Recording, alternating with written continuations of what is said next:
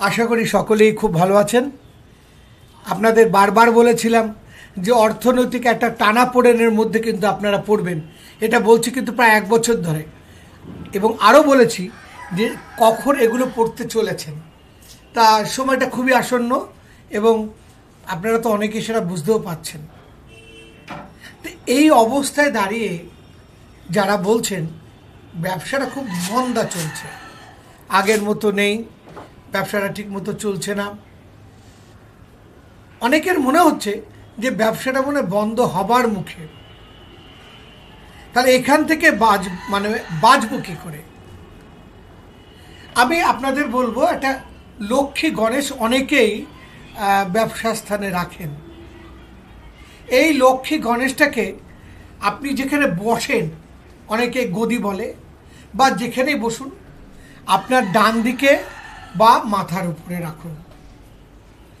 এই যে লক্ষ্মী গণেশটা থাকলো, এই লক্ষ্মী গণেশের শুধু গণেশের পায়ে বুধবার থেকে শুরু করে প্রতিদিন একটি করে আপনার মনের মতো ফুল দিন। যে ফুলটা দেবেন সেই ফুলটা কিন্তু দেবেন, প্রতিদিন একটা করে ফুল দেবেন গণেশের পায়ে। আর দ্বিতীয় দিন, মানে প্রথম দিন যখন ফুলটা দিলেন, পরের দিন যে কী করবেন, আগের দিনের ফুলটাকে নিয়ে একটা লাল শালু কাপড়ের মধ্যে ফুলটাকে রেখে দেবেন। 21টা দিন হয়ে গেল। 22 দিনের মাথায় যে 21টা ফুল আপনার জমা হলো সেটা নিয়ে গঙ্গায় ফেলে দিন। যখন ফেলবেন তখনও কিন্তু মনস্কামনা জানাবেন, আর আপনি যখন কাজগুলো প্রতিদিন করছেন তখনও মনস্কামনা জানাবেন যে আমার নাম এই, আমার গোত্র এই, আমি এই কারণের জন্য করছি, আমার ব্যবসাটাকে খুব ভালো করার জন্য করছি, ব্যবসায় যেন ভালো আয় হয়। আপনি আমাকে ভালো করে দেবেন যেন দিন, এই যেন তেন কিন্তু হবে না। আপনার আশীর্বাদে আমি এটা করেছি এবং এখন থেকে আমি প্রচুর ফল পাচ্ছি, আমার ব্যবসা খুব ভালো হচ্ছে, ভালো চলছে, প্রচুর লাভ করছে। ভিউটা, কথাটা ঠিক এইভাবেই থাকবে, জোরে জোরে বলতে হবে না, মনে মনে বললেই হবে। দ্বিতীয়ত হচ্ছে, আপনি যখন গঙ্গায় গেলেন, পারলে একটু জোয়ারের জলটা নিয়ে আসবেন ওই সময়, এনে আপনার ব্যবসা স্থানে একটু প্রতিদিন ছিটিয়ে দিন। 21 দিন পার হতে পারবে না, দেখবেন আপনি সুন্দরভাবে ফল ফলতে শুরু করবে আপনার ব্যবসায়। যদি আপনি মনে করুন খুব স্বার্থান্বেষী লোক এবং অলস লোক, আপনি এরপরে আর একটুও করছেন না কাজগুলো, তাতেও আপনাকে বলছি 5-7 বছর এর ফল আপনি অন্তত ভালোভাবেই পাবেন।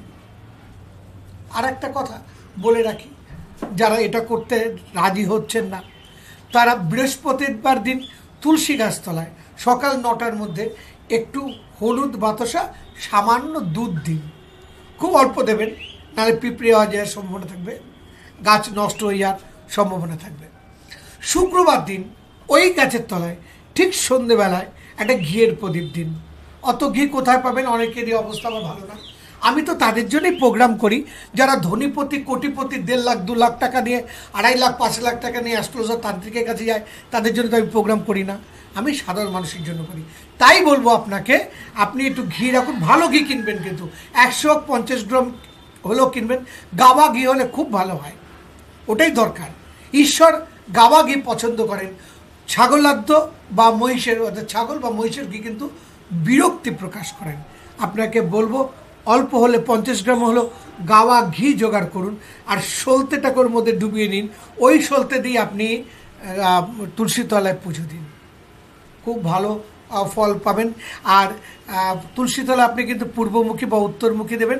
এই সময় একটা সোজা গোদা বাংলা ভাষা একটা মন্ত্র আছে, ইচ্ছা করে বলতে পারেন, নম তুলসী কল্যাণী, নম বিষ্ণু প্রিয়ে শুভে, নম মোক্ষ প্রদ দেবী, নম সম্পদ প্রদায়কে। অনেকটাই সংস্কৃত ভাষা বাংলা ভাষার মিশ্রণে, যাকে অনেকটা সান্ধ্য ভাষায় বলতে পারি আগেকার মতো। আর বা বলছি নমঃ, আপনার ইচ্ছে করে একটু পজ করে করে লিখে নিতে পারেন। নমঃ তুলসী কল্যাণী, নমঃ বিষ্ণু প্রিয়ে শুভে, নম মোক্ষ প্রদ দেবী, নমঃ সম্পদ প্রদায়কে। আজ এই পর্যন্ত, ভালো থাকবেন। সাবস্ক্রাইব করতে ভুলবেন না, কারণ উপকার তো পাচ্ছেন। আপনারা সাবস্ক্রাইব করলে আমারও ইচ্ছা আপনাদের আরও সুন্দর সুন্দর জিনিস দেবে। আর শেয়ার করবেন, তাতে সবাই মিলে যদি ভালো থাকে তবে আপনি তো ভালো থাকবেন। আজ এই পর্যন্তই। নমস্কার।